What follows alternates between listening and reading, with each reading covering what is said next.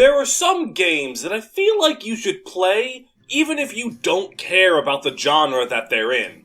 Even if you don't like platformers, I recommend picking up Mario 64 to see how its DNA is in the genre nearly 30 years after its release. Even if you don't like fighting games, I think you should play some rounds of Street Fighter 2 to get a grasp of the fighting game community and hopefully learn how to do a quarter circle.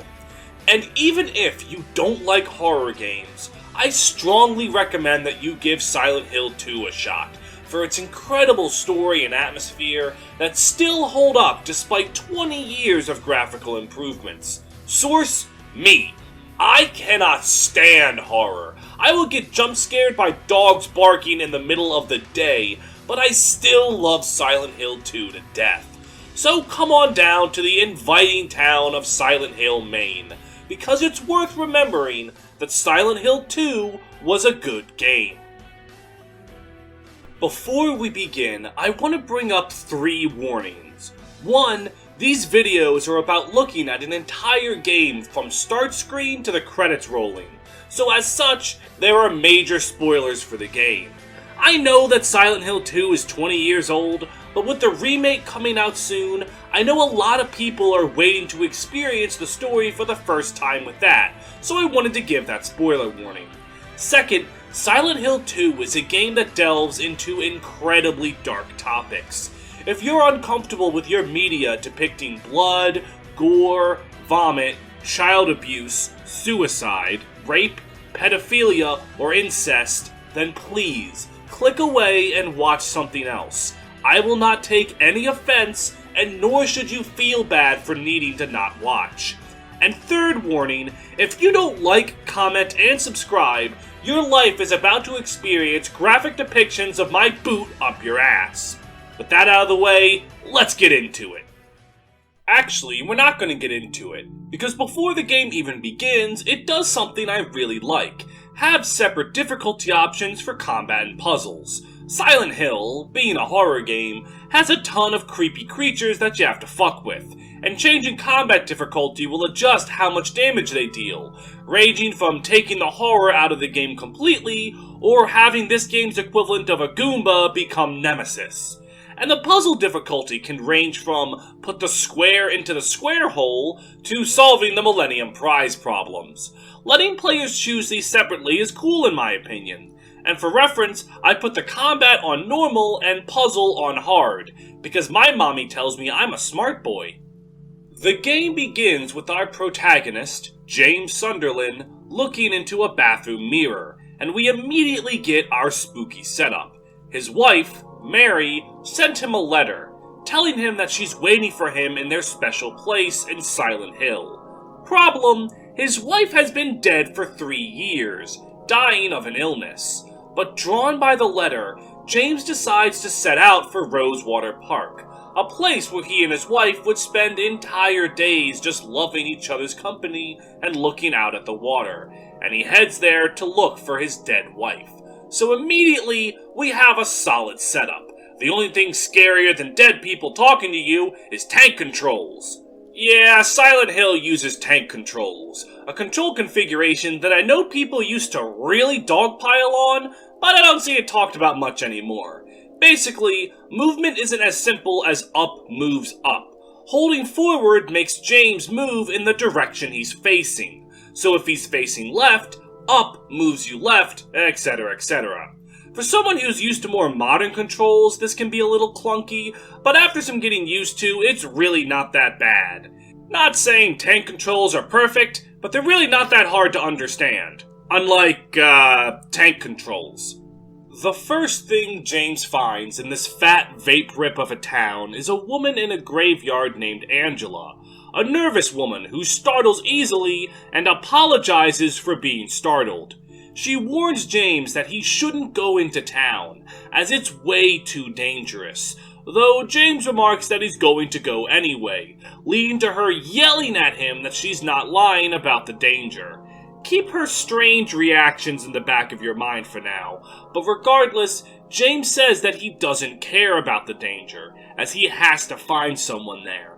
Angela actually understands, as she came to find her mother, and the two wish each other luck. Also, if you try to talk to Angela again, you get this beautifully awkward scene.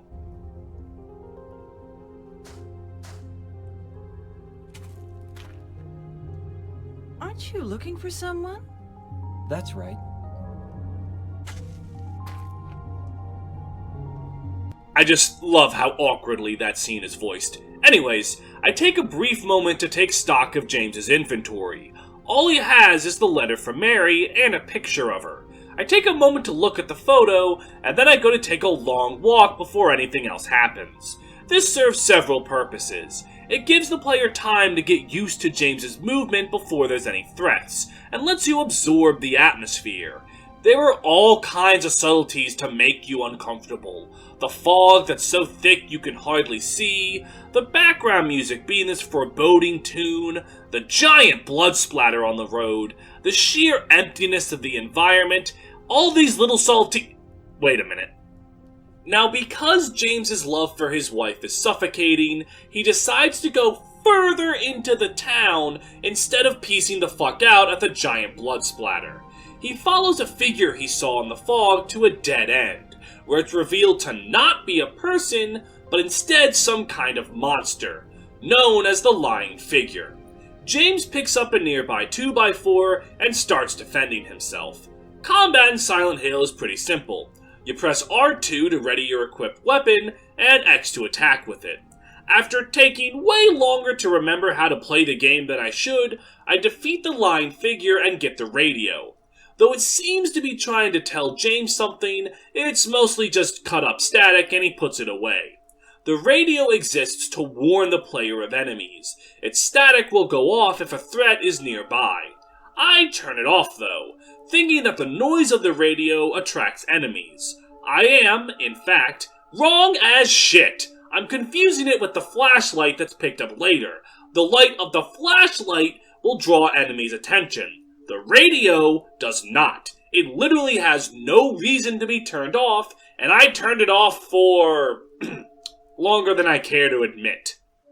Now, on first glance, it might seem that combat doesn't go too well, and I'd like you to look that our weapon is a plank of fucking wood. Second, combat in general is far from recommended. Healing and ammo is finite. There is no power grinding spot to get a bunch of resources. If you blow all your health drinks trying to slap around a monster like a $2 whore, you're gonna be fucked for the entire game. Now normally, I play games on a rule of fuck it, we ball to any combat.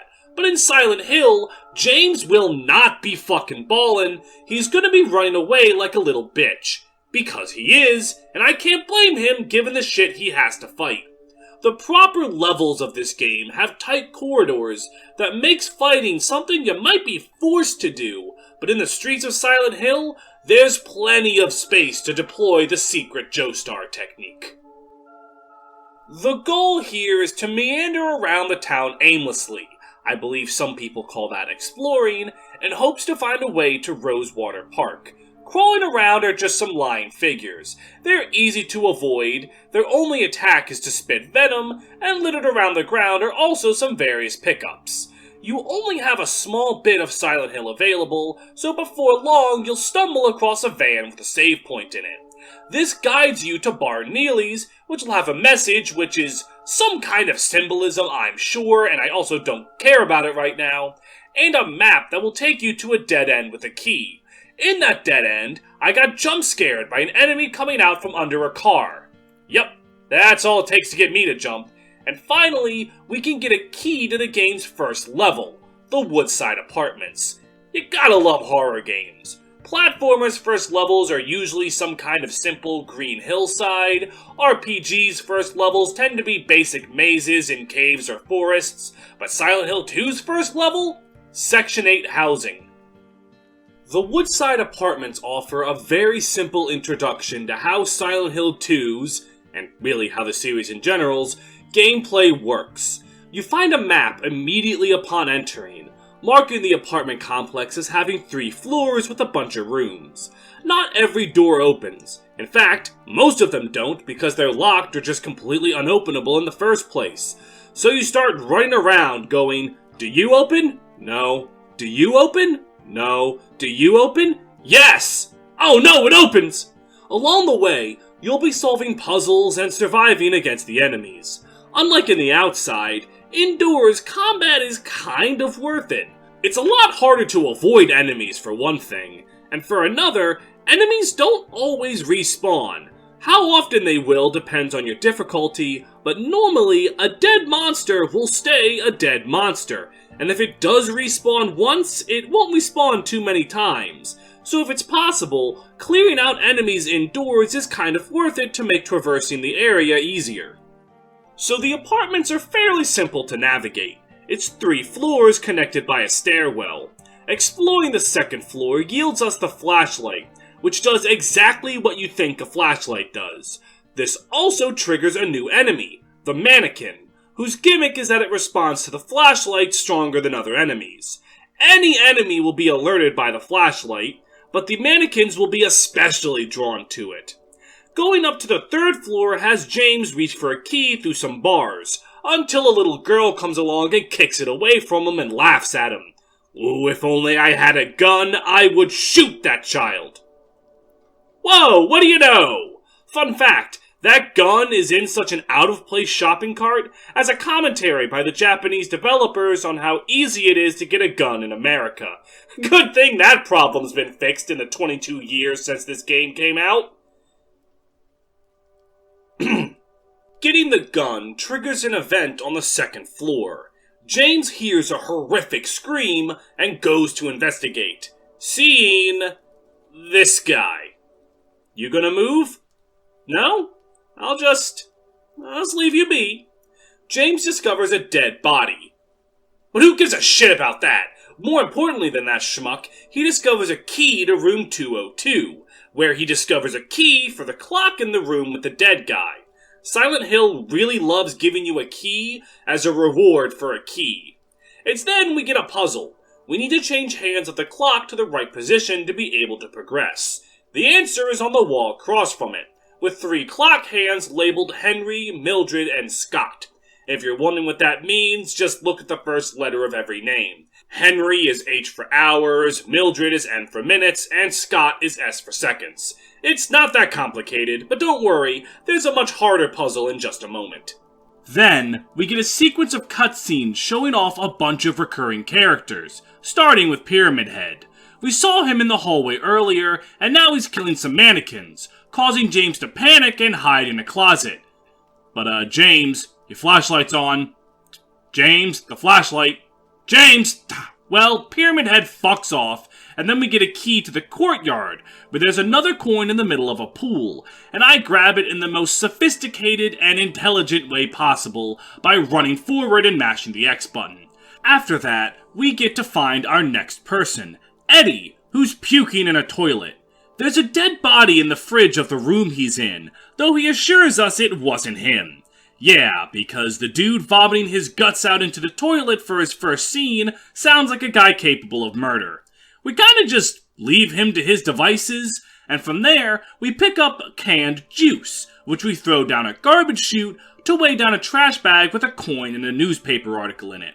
We take the coin, and the paper describes a child murderer named Walter Sullivan, who means nothing to us except for an optional puzzle later on, and for some reason to Silent Hill 4, who decided to make him a major character.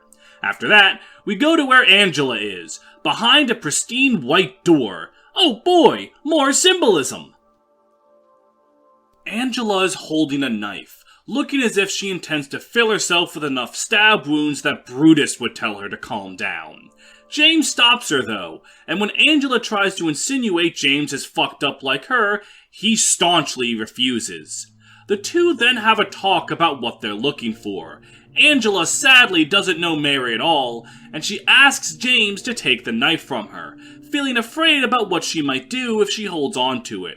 James agrees, but when he goes to take the knife from her, this happens.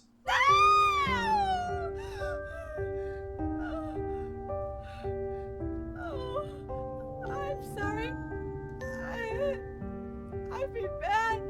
Please don't.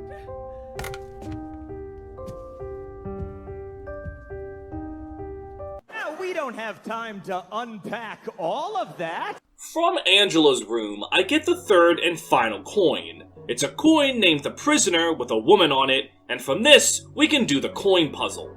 There are 5 empty slots, and we have 3 coins. The old man, the snake, and the prisoner. This is the first puzzle to be affected by our difficulty option. On easy, the puzzle is, to the right is the lady, to the left is the old one, in the center crawls the other. Now that couldn't be easier. So, how do they pump up the one for hard mode? What does it say? Oh, this is gonna take a little while.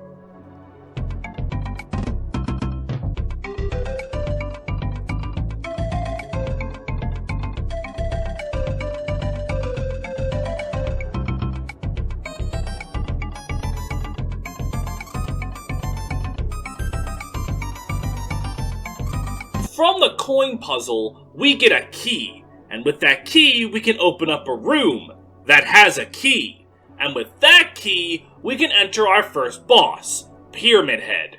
That sequence of events is this series in a nutshell. Pyramid Head is invincible to damage, and he has 3 attacks: swinging his knife horizontally, which does a shit ton of damage, swinging his knife overhead, which is an instant kill, and punching you. I don't have footage of him punching me, because it's triggered by getting too close to him, and why would I ever do that? Now I said he's invincible, so how do you beat him? Well, after a set amount of time, that ranges anywhere from like a minute to 5 minutes depending your difficulty, Pyramid Head will just fuck off and leave. Hitting him though will cause this timer to tick faster, so you want to run to a corner of the room, pelt him with bullets, run to the other corner and pray he doesn't clip you in the run, and shoot him some more. Rinse and repeat for as long as it takes. The boss does a good job selling Pyramid Head as a threat, and personally, the fucker clipped me with his instant kill the second the timer ran out. You can even see him starting to leave during James's death animation just to mock me. I get him the second time though, and with that, Pyramid Head descends into a body of water, and I complete the apartments level. A solid first area, with good puzzles and good atmosphere. After leaving, James runs into the child that kicked the key away from him. She's sitting on a ledge and reading a letter, and when he tries to ask her about it, she says that James never loved Mary and runs away. Now, archaeologists could unearth 5,000 years of human history and not find one person who fucking asked her, but since she ran off and leaves James dumbfounded, we won't get our answers. After this, I take a moment to re-examine Mary's photo. After all James has gone through, I'm sure their reunion will leave her breathless. I also remember that I never actually looked at Angela's knife, and doing so shows there's some blood on it. But wait, we stopped Angela from self-harm earlier, so whose blood is on the knife? Who gives a shit? We get to Rosewater Park and find not Mary, but a woman named Maria, who looks exactly like Mary, except her clothes are a little different, and she was just standing around the exact place James thought Mary would be. Surely this is just the quirkiest coinkydink, and not at all something strange or supernatural. Anywho, she's your sidekick now. She wants protection from the monsters because, fair, and now you have to protect her. Having to ferry around a short-haired blonde woman in a horror game might make some people have non-flashbacks, but first of all, Ashley was never that hard to protect, you guys just sucked at Resident Evil. Second, Maria isn't that hard to protect either. In general, anything that gets her would have just gotten you anyway.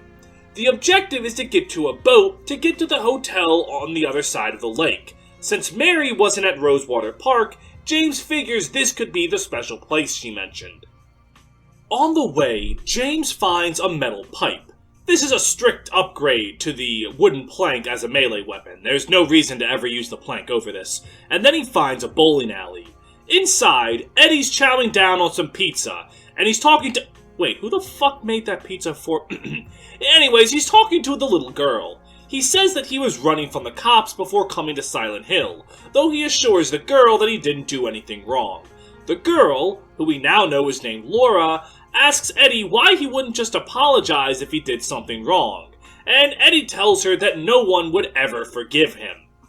I'm just gonna... We don't have time to unpack all of that. Yeah, okay. Eddie asks her if she's found the woman she's looking for, that being Mary, which just makes everything more complicated. Laura runs off as soon as James arrives, and though James tries to get Eddie's help, Eddie just wants to chow down on some pizza, saying that Laura will be fine on her own. In the town full of deadly monsters. Right. James finds Maria outside, who's out of breath because she actually tried to stop Laura, but the girl was too fast for her. James and Maria decide to abandon getting to the hotel, and instead focus on saving Laura. She's squeezed by a gap too narrow for James to fit through, so they have to cross through a strip club. This is more symbolism, but I want to take a moment to describe a line that I missed getting footage of. I never examined the bar in this place, and if I did, I would get a message by James that says, liquor bottles. I don't need that right now. It's not that I don't drink. In fact, I drink a fair bit, to get away from the pain and the loneliness. But the drinking never changes anything. Anyway, I don't need it now. There's something that I have to do. Revealing that James is an alcoholic due to losing his wife, which is just a sad detail. It really shows that his status as a widower is smothering him. Poor guy. James and Maria manage to track down Laura to Brookhaven Hospital, the game's second level. Hospitals are the prime horror real estate, and as soon as we enter, we grab the map. So you know what that means! Look, gang, a door! I wonder where it leads. We'll never know. The things to watch out for here are the new enemy type, the bobblehead nurses. These enemies have much better range and damage than lying figures and mannequins, so it's much more preferable to take them out with a gun rather than a melee weapon. Good thing this area is where you find the shotgun. You know, with the shotgun in the strip club last episode with Devil May Cry, and this episode with a shotgun in a hospital, why are there so many shotguns just lying around? Oh, right. The first puzzle of this place involves having to get a code to open the lock on the third floor of the patient wing. On easy and normal difficulty, the password is just given to you. On hard, you're told the number combination is T. It's not too hard to piece together how to make a T on a number pad, but that was just too much intense puzzle action for Maria, and she takes a breather in a room on the patient wing, removing her from the party and meaning you no longer have to look out for her. I'm sure leaving a defenseless woman by herself here is completely safe, and so you explore the rest of the hospital without her. The main thing of the hospital is the Louise box, a box locked together by 4 separate locks, 2 that require keys and 2 that require codes. 2 of the keys and 1 of the codes are found by exploring, but the final passcode is still unknown. The key to the roof is also found by exploring, so maybe the passcode will be in this journal you find there. May 9th. Rain. Stared out the window all day. Peaceful here. Nothing to do. Still not allowed to go outside. May 10th. Still raining. Talked with the doctor a little. Would they have saved me if I didn't have a family to feed? I know I'm pathetic. Weak. Not everyone can be strong. May 11th. Rain again. The meds made me feel sick today. If I'm only better when I'm drugged, then who am I anyway? May 12th. Rain as usual. I don't want to cause any more trouble for anyone, but I'm a bother either way. Can it really be such a sin to run instead of fight?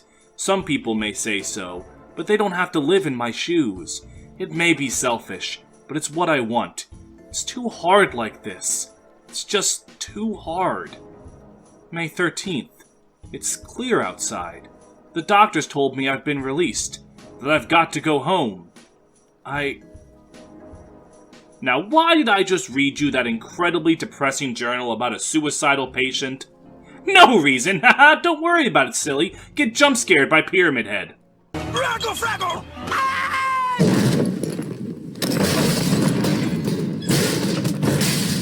Man, that was scary. But you know what's even scarier than Pyramid Head? Being poor. And with your help, I'll never have to experience that horror.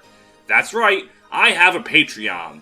where for as little as $3 a month, you can help support the channel and get access to benefits, like shoutouts and videos. Head on over to patreon.com/FEMSPaint, link in the description, to join. I would greatly appreciate it. My patrons include the likes of Adebayo Thompson, Andrew Crockett, Benz Again, Clockwork 9000, Dr. McBackstab, Elizabeth, Great Riek, Hell on Heelys, Jespacito 2, Ly17 Bolt, Nevrix the Tourmaline Project creator, Shen Lu, Steph D, Tato, the world's most unironic 8.5 tail stan, Walmart greeter, your girl Olwyn, Brentendo11, Drew Hack, Fire Emblem Lord, Ginger, Goo Goo Gaga Cornelia Milkers 92, Max the Knife, and Upscale Furry Trash. Thank you all for your continued support, and let's get back to the horror.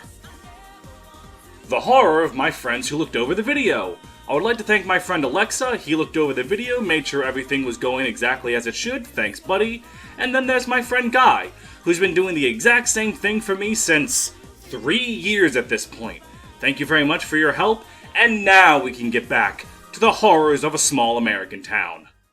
Crashing into the room below, we find the final passcode peacefully written in blood on the side of a padded room. And in this box that we tried so hard to open, we get a single strand of hair. Weird. We combine that strand of hair with a small wire we got earlier in the level and use it to fish out an elevator key from a storm drain, giving us access to the first floor area where Laura is. She reveals that she befriended Mary when they were both in the same hospital a year ago, which, given that Mary died of her illness 3 years ago, James lashes out angrily and calls her a liar. Laura then bamboozles this grown-ass man and tricks him into a room, locking him in there until he apologizes for calling her a liar. And it's in this room where we encounter the boss of the hospital, Flesh Lips. Flesh Lips is a simple boss. 2 of them chill on the ceiling, and you need to pump them full of lead. If it gets close enough to you, it'll grab you and do some damage. And once you kill the first 2, a third one will come down, and killing it ends the fight. This battle is more so a test in resource management than anything. If you've been wasting your shotgun ammo, you're gonna suffer. If not, you'll be fine. I'm playing on normal difficulty, and I'm not sure if the game is just easy even on that, or I'm just good at the game. See, that's the problem with a series dedicated to replaying games. I'm never sure if they're just easy, or I've just gained experience in playing them before. I had the same problem with the Ratchet & Clank episode. Anyways, killing Flesh Lips triggers a bizarre transformation. The entire hospital gets changed into a much, much more horrifying landscape. Oh yeah, we've entered American healthcare. The Otherworld Hospital has the exact same layout as the Brookhaven Hospital, just everything is a million times creepier, and what rooms you can go into and what rooms are sealed off have been flipped all around. Every surface has been draped over, there are all kinds of creepy ambiance noises, there's blood and gore everywhere. But most horrifying of all, there's a room with a fridge in it! James is too much of a wuss to open the fridge on his own, so we're gonna have to do some more exploring for items. We find a key to the basement alongside a battery that's a surprise mouse tool that will help us later. And in the basement, we find creepy noises that make you jump, and we find Maria. She is less than happy to see us, given that we did kinda sorta just abandon her in the hospital, but it's not like James had any control over his descent into hell. And some of her lines here are off. Some of it can be attributed to her anger, which is fair, but she also talks about James can't ever leave her alone, and that he's supposed to take care of her. Which is kinda weird to say to a guy that you've known for like an hour? Maybe 2? Regardless, in the basement we find a ring that we need to open a door, and with Maria's help, we can open that fridge to find the second ring. But having Maria also triggers the hospital's optional puzzle. The radio picks up a quiz show meant for directly James Sunderland, in which 3 trivia questions are asked. 2 of them are found by knowing the map of Silent Hill, and 1 of them is asking the name of the child murderer, calling back to Walter Sullivan. Your reward is some incredible healing items and some shotgun shells, but the thing I really like about it is Maria's blasé reaction to a radio show in hell calling out James by name. Well then, everybody, thanks for tuning in. See you again sometime. Bye-bye.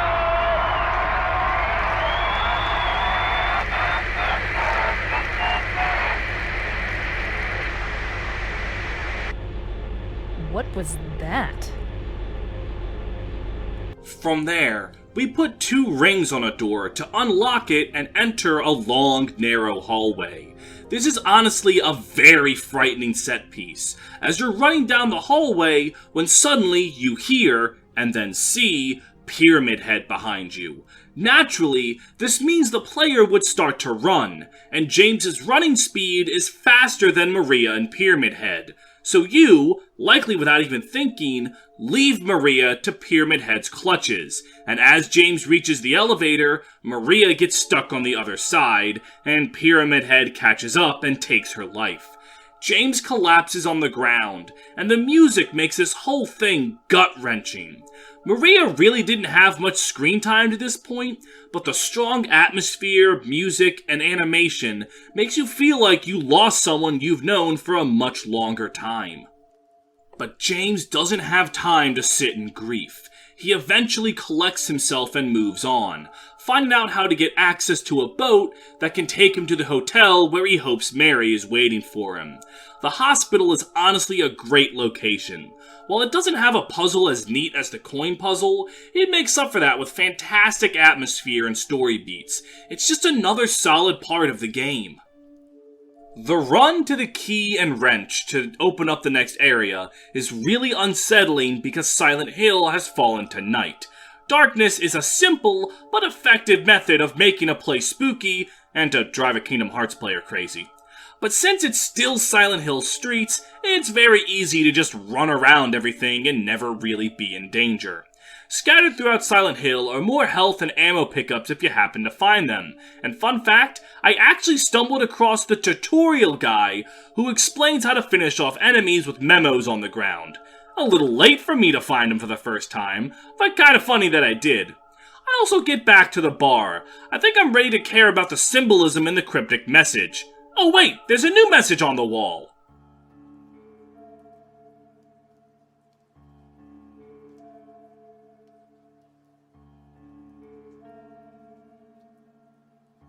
An odd thing to say. We get a key to enter the Silent Hill Historical Society. It has a painting of Pyramid Head, which is not at all concerning, and then a really long hallway. And I mean a really long hallway. Like, a ridiculously long hallway. Like, it is still going, I am still holding forward, this hallway has not stopped. This is a really, really, really, really, really... Alright, I get it! At the end of that small bit, we have a giant dark hole that James has to jump down, landing him in some kind of well. You have to strike a false wall with the melee weapon, and as you can see, I pull it off with elegance and grace and precision. Shortly after, our flashlight's battery dies, and when you replace it, you are surrounded by monster bugs. The passcode to get out of the locked room is apparent by the highlighted numbers on the keypad, but I overthink this way too hard after 4, 5, 6 doesn't work. I look over all my memos, shoot a bunch of the bugs, and after spending like 10 minutes, all I had to do was do 6, 5, 4. I just never tried it in reverse order. From there, we jump down another hole and see Eddie. Ah, good thing to see a friendly face. Killing a person ain't no big deal. Just put the gun to their head. Pow! Okay, so Eddie's gone a little cuckoo for Cocoa Puffs. At first, he attempts to defend murdering a corpse that he's next to, but after James tells him he can't kill people for looking at him funny, Eddie then tries to say it was all a joke, and then he runs away. This leads us to the next stage, the Toluca Prison, filled with corpses, more disturbing atmospheres, creepy noises from anywhere, and admittedly not too much horror. It's at this point I realize I've built up almost 100 shotgun shells and a plethora of healing items, so nothing really scares me anymore, except for this cheap jump scare noise that got me. I'm gonna play it, but warning, it's just a noise. There is nothing in this bathroom at all.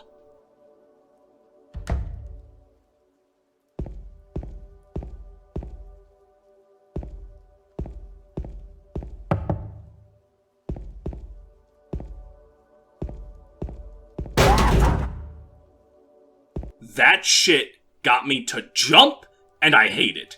The ease of the game is definitely because I should have put it on hard, but even with that, the prison's atmosphere carries its spook factor more than well enough. You also get the hunting rifle here, the most powerful gun in the game, but it has the longest recover time between shots and the smallest ammo capacity. The main thing you need to do in the prison is find 3 tablets representing Eddie, Angela, and James. Eddie is represented by the tablet of the gluttonous pig, fairly obvious. Angela is represented by the tablet of the seductress, which is a cruel joke given her backstory that we'll get to shortly, and James is represented by the tablet of the oppressor, and when you pick it up, the jail cell it's found in suddenly locks and traps James in prison. Huh, I wonder what that could symbolize. Putting these 3 in their slots gets you a horseshoe, which you combine that with a wax doll and a lighter in a clever way. You need to open a latch that's lost its handle, so you need to melt the wax doll with the lighter to fill up the handle hole, then stick the horseshoe in the melted wax, so that when it solidifies, the horseshoe can be the handle. That's a clever way to use the items. I like that kind of out-of-the-box thinking. Following this, James jumps down 2 more incredibly large holes. The symbolism here is that James is continuing to descend. Now, is he descending into hell or into madness? Well, yeah. The next area is the Labyrinth, an area that's defined by being, well, a labyrinth. This is the only major location that doesn't have a map, so you need to do your best to not get lost in its intentionally samey-looking hallways and sewery areas, while dealing with the monsters within. I'm kicking myself writing this script because I missed the giant knife while I was in this area. It's Pyramid Head's weapon that you can find and has the most powerful damage in the game. It's incredibly slow, but its overhead attacks damage is the highest damage James can inflict on something. But it's behind a hallway that has Pyramid Head in it. I saw Pyramid Head, immediately went, not dealing with this shit, I'll come back later, and then never came back later because it was optional and I forgot about it. Which, if I may defend myself, I think is a fair response to seeing Pyramid Head. The first puzzle in the labyrinth is moving a cube of faces that adjusts the room next to it. Moving the cube changes the room in the same way, and you have to configure the cube to have the right hole appear on the right side of the room. It's a simple but cool puzzle that reveals Maria, who definitely died, but she doesn't seem fazed at all by James's disbelief. She then remarks on a videotape that James left behind at Lakeview Hotel, which is something that she should know about, only James and Mary. And when James brings that fact up, her response is, strange. Aren't you Maria? I'm not your Mary. So, you're Maria? I am. If you want me to be. All I want from you is an answer. It doesn't matter who I am. I'm here for you, James. See? I'm real. If you managed to get to this point of Silent Hill 2 and Maria wasn't giving you the vibes of someone you really shouldn't be trusting, she definitely does now. But James decides to try and help her out of that cell, because at this point, I think he's seen enough crazy shit that he's numb to it all. Continuing through the labyrinth, you'll find a hallway of newspapers of today's date. Weird, but more concerning is hearing Angela yell, "No daddy, please don't," from a room nearby, causing James to rush in. She's cowering in the corner against our next boss, a monster named Abstract Daddy. Now this room is drenched in incredibly uncomfortable symbolism. the gross thrusting of pistons and bloody holes on the wall, the abstract daddy taking the appearance of a man over top a woman on a bed frame. Hell, just the name, Abstract Daddy, tells the tale of what he is and what he represents happened to Angela. The boss itself is fairly simple. Its only attack is to get up close and force himself on James. Again, wonder what that means. So if you just stay back, it's fairly simple to never take damage. After defeating the Abstract Daddy, Angela proceeds to beat its corpse repeatedly, and when James tries to tell her to calm down, she begins berating him.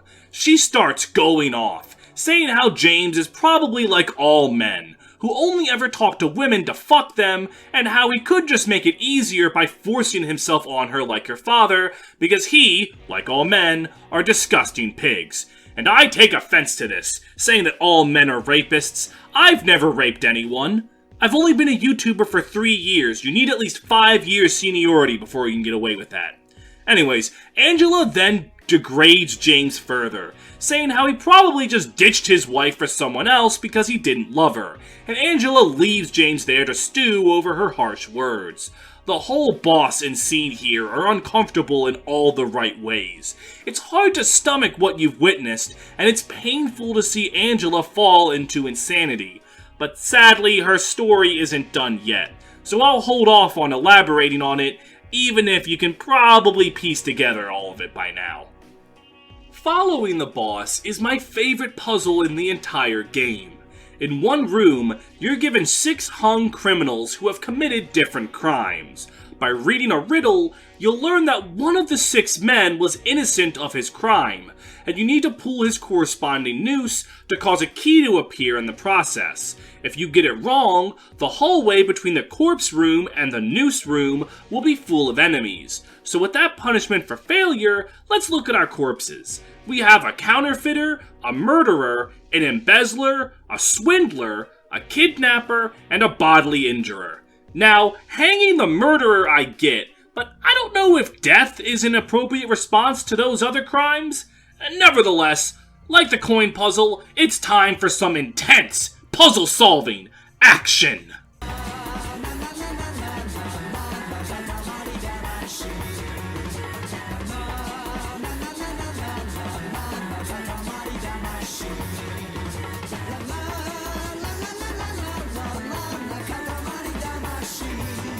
After completing that really cool puzzle, James enters Maria's room to find her dead. Again. By this point, the player has realized there's something very much wrong going on here, but James slumps into further depression.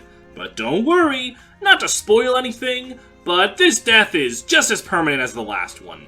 After that, James stumbles across a graveyard with 3 open graves. One for him, one for Angela, and one for Eddie.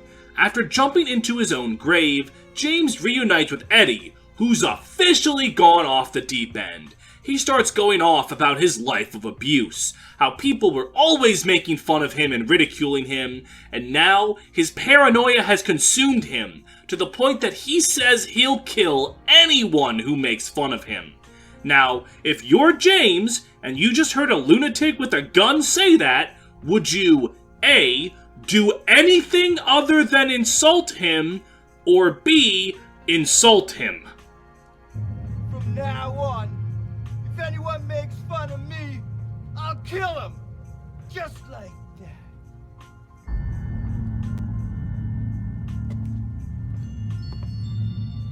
Eddie, have you gone nuts?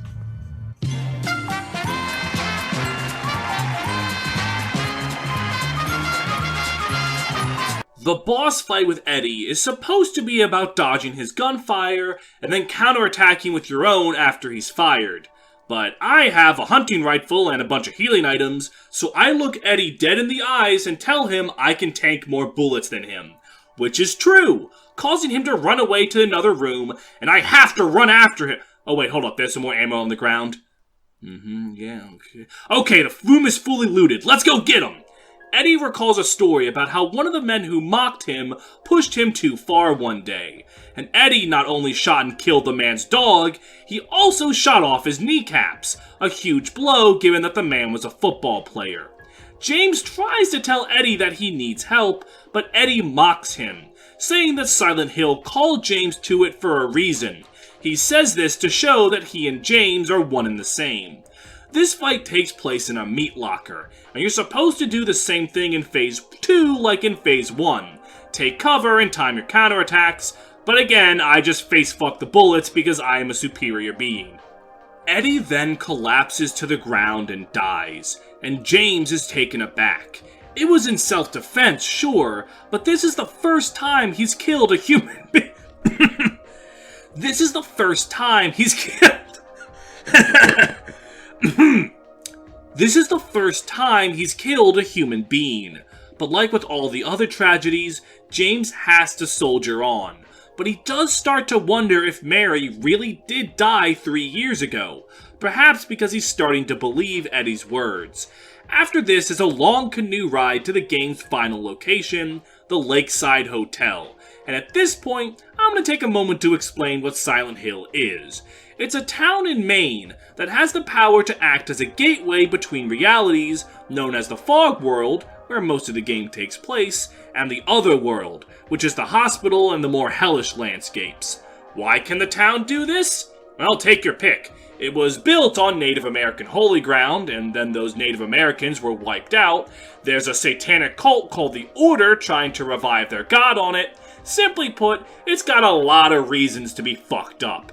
The town also has the ability to call people with troubled souls to it, which is what Eddie was alluding to.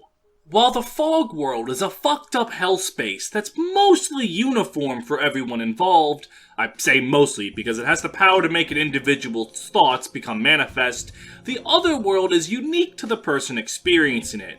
That's why analyzing Silent Hill games is always so fascinating. Everything has a purpose. In our recent example, Eddie's Other World is a freezing meat locker. The meat's dressed up and could represent how Eddie views people. Due to the years of abuse developing his paranoia, it could mean he sees all people as meat sacks who want to mock him, and as he says, they're all the same when they're dead.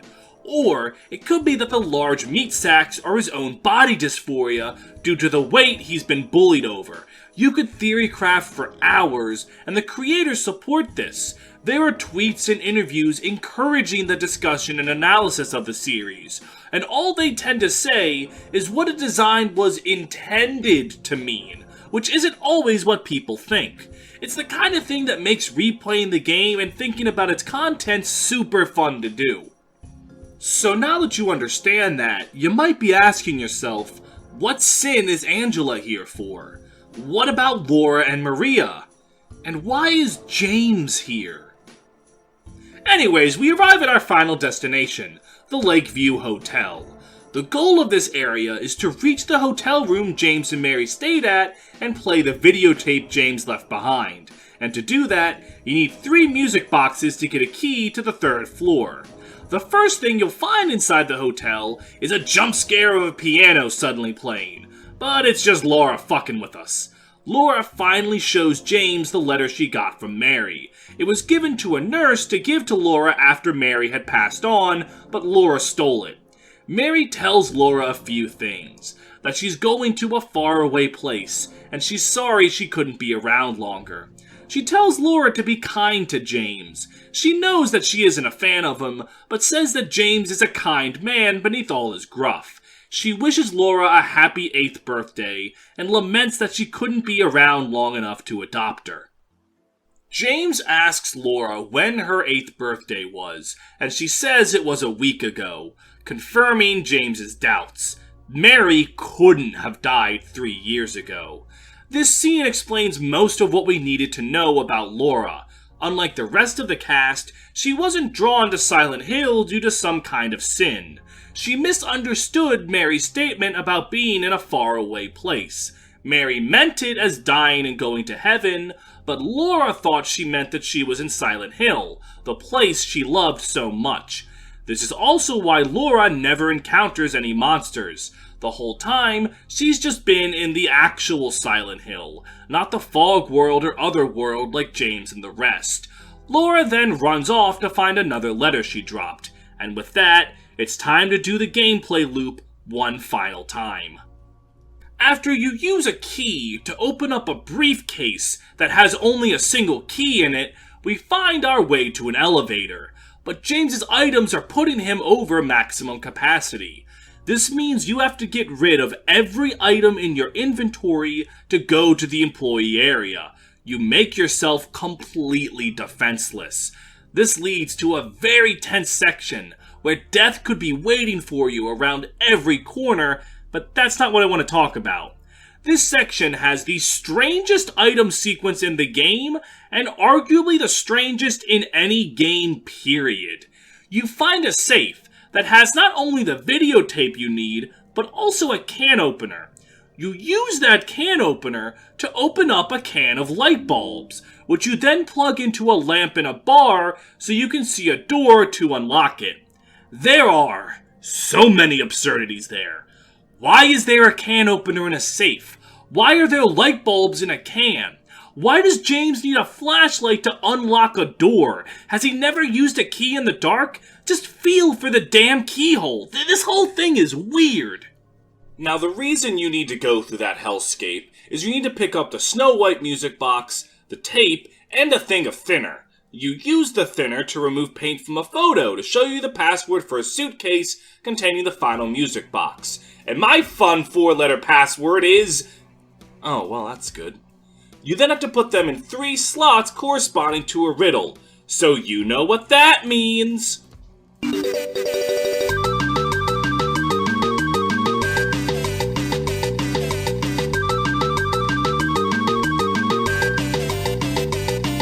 After that, James can get to his room and watch the videotape, revealing to him a dark secret, that he treated his sick wife the same way you treat a gas fire.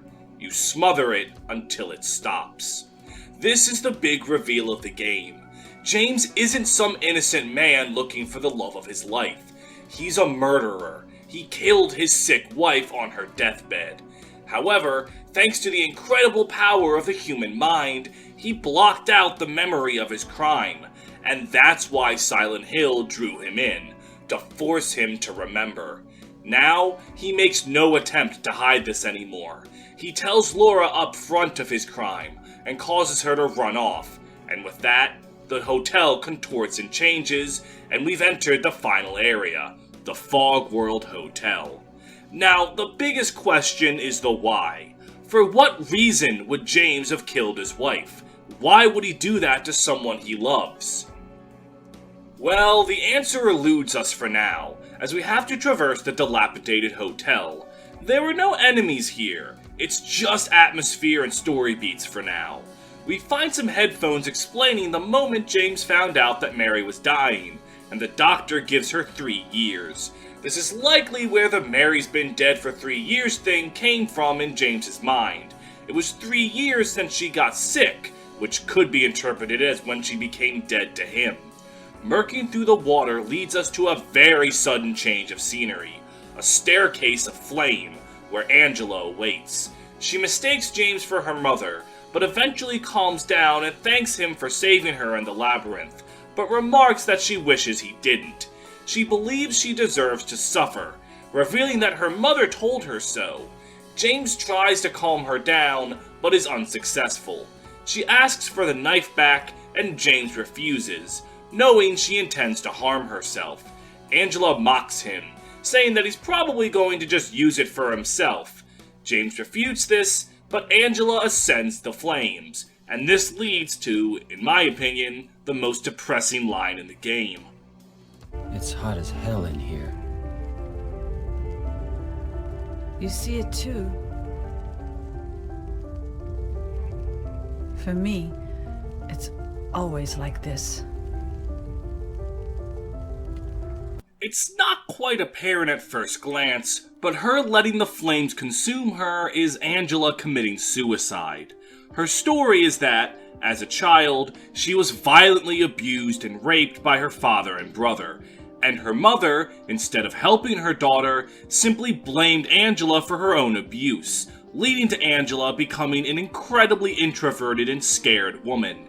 She tried running away from home, she tried medications, but nothing worked. It only made it worse for her. So eventually, she snapped, stabbing her father and brother to death with a kitchen knife, which is why the knife she gives James has blood on it already. It's her family's. And it is this sin that drew Angela to Silent Hill.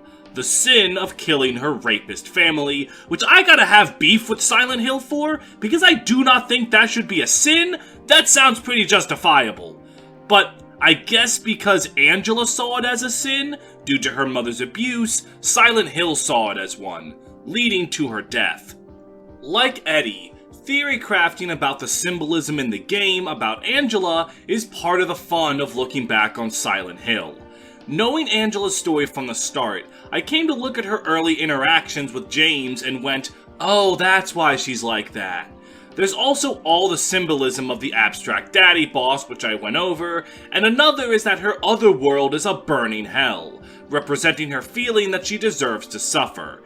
Her final line, while very good, is also completely ruined for me by my good friend Josh, and this is a personal anecdote about the game and how it's impacted my life in a personal way.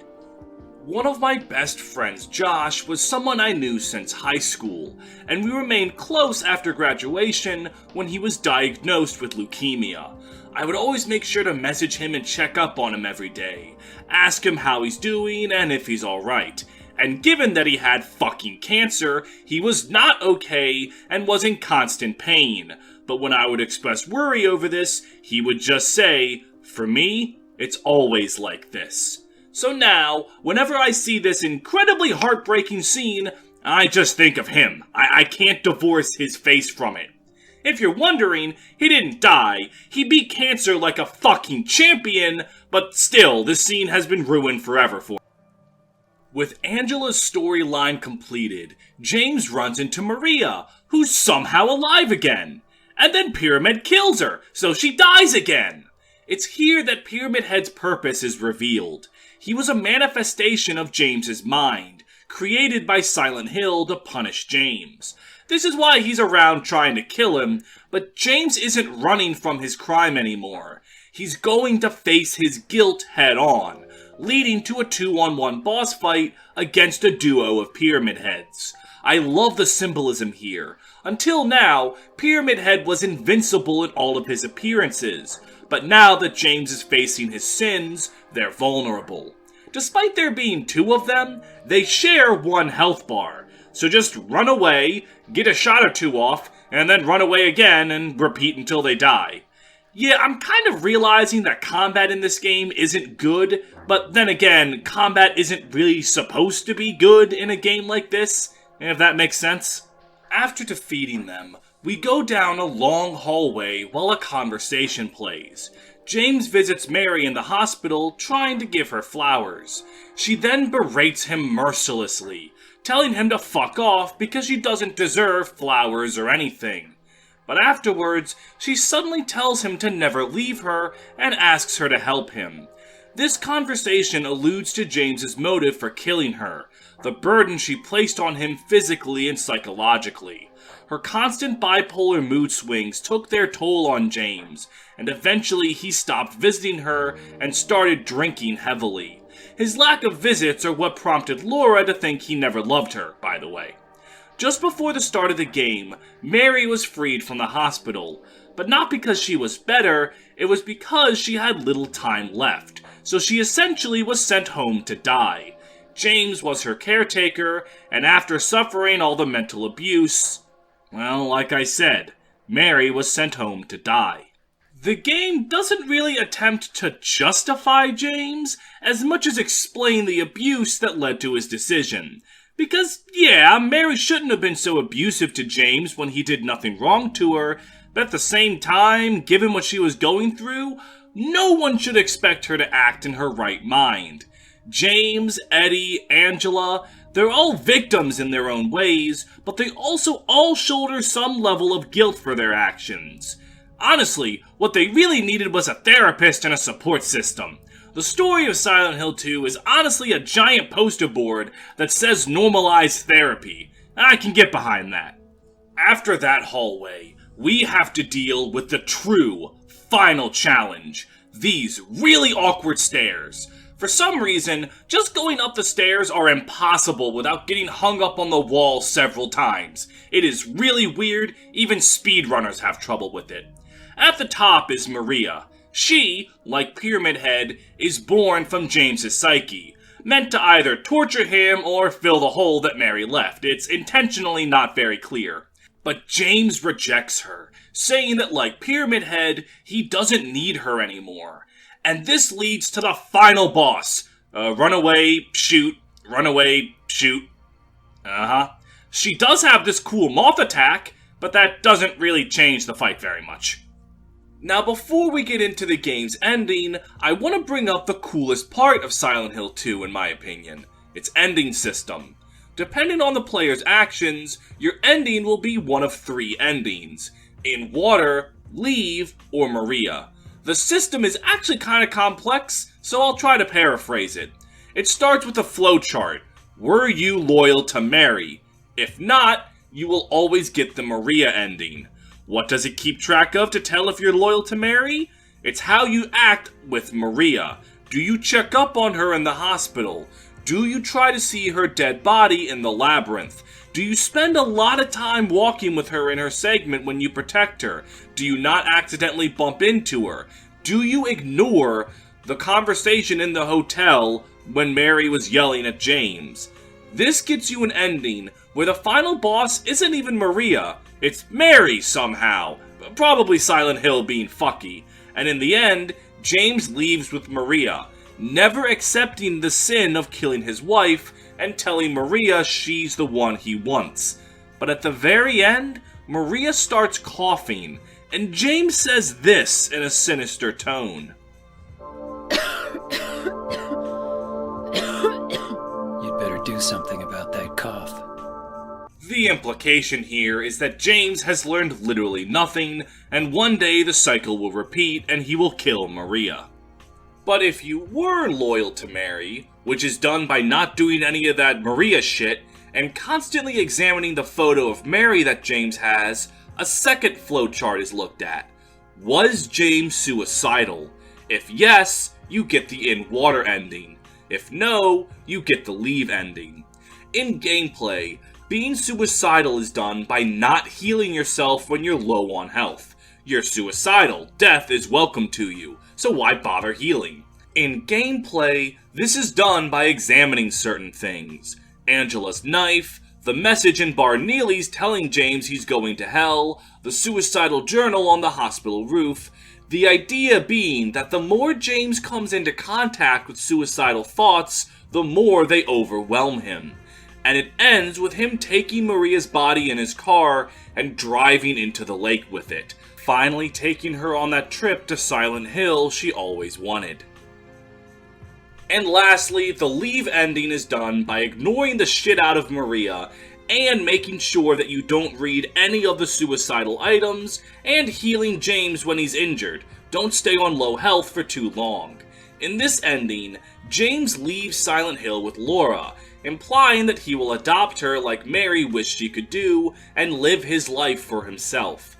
Over all 3 endings, Mary's extended letter is read, explaining how she knows she was cruel to James in the last years of her life, and how even if James hates her, in which she doesn't blame him for doing so, she still loves him, and hopes he can move on with his life.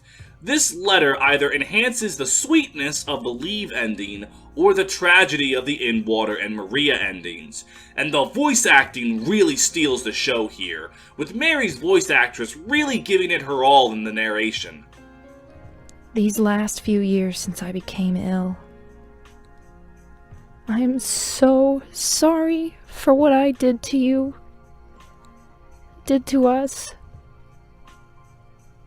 You've given me so much, and I haven't been able to return a single thing. Now, if you're trying to figure out which ending is canon, there is none. The writers have said that it's whatever you think is right. Do you like the sweetness of the leave ending? Then that's canon. Do you like the tragic love story of the In Water ending? Canon. Do you like that kind of horror movie bad ending of Maria? Canon. All they say is the game was made with In Water in mind, so a lot of symbolism in the game points to it, like how Pyramid Head descends into water after his first boss fight, or how Pyramid Head doesn't use his iconic knife until James picks up Angela's knife, but there is no canon ending. I got the Leave ending on my playthrough, and I genuinely don't know which ending of the three I like the most. In what I think is a testament to the quality of the story, all three of them shine in their own merits. Here's my end result screen, showing that the game is a lot shorter than I remember, but I've also played it before, and I had to restart after getting to the Nightmare Hospital due to an emulator update randomly deleting my save data. My legal PS2. But a short game doesn't mean a bad game at all. There's a lot of replay value here too. On a new game file, you can unlock new weapons like a chainsaw, and you can shoot for the other endings you didn't get the first time. There are also 3 new endings that you can only get on New Game Plus: Rebirth, UFO, and Dog. The Dog and UFO endings are gag endings. The Dog ending reveals that the entire game was all the work of a dog who's been watching James from a monitor. Then a funny song plays and you see a collage of a bunch of funny images. The UFO ending is actually a sequel to the UFO ending from the first game, as Harry and the aliens abduct James and the game just kinda ends. I also love that they didn't update Harry's model and just left it as the PS1 version. He looks so silly. The Rebirth ending has James carrying Mary's corpse to a chapel, saying that the old gods never left Silent Hill and he's going to revive her. This is in reference to the Order, the main villains of the series who just really aren't in this game at all, outside of like 1 or 2 optional memos. Whether or not this ritual works is purposefully left ambiguous, but given how successful satanic rituals are in, every single piece of media ever, I'm willing to assume Mary's odds aren't that good. I actually don't really care for this ending. It exists outside of the cool ending system for the base 3, and doesn't really conclude in an interesting way in my opinion. But hey, that's just me. Silent Hill 2 was a blast to play again. Though the main draw is the story, even if you go in knowing it, the small details you notice on a replay make it worth going back to. James and the rest of the cast have stuck with people for over 20 years, and I think it's very easy to see why. I will say that the combat is kind of bad. I know, giving fun options for combat in horror games runs the risk of turning it into an action game in a horror game's clothes, but I feel like even still, you could have done more. Every enemy and every boss is kind of just dealt with in the exact same way. But that's really just a nitpick. The atmosphere, the story, and the exploration more than make up for that. If you want to play Silent Hill 2 today, that's a problem. The original came out on PS2 and CD-ROM, and trying to find those will cost you a pretty penny. The HD collection with Silent Hill 2 and 3 is much more easily available, but that version runs worse, looks worse, and is just worse in every single way. But if you wanted to play it legally, it's still Silent Hill 2. A poor version of the best horror game ever made is still good, it's just not the best. This is one of those games that I would say you should emulate. It's what I did to make this video, and the original version is just way too difficult to track down if you don't already own it. I strongly recommend, regardless, that you find a way to replay this horror icon. You'll find that it's worth the look back.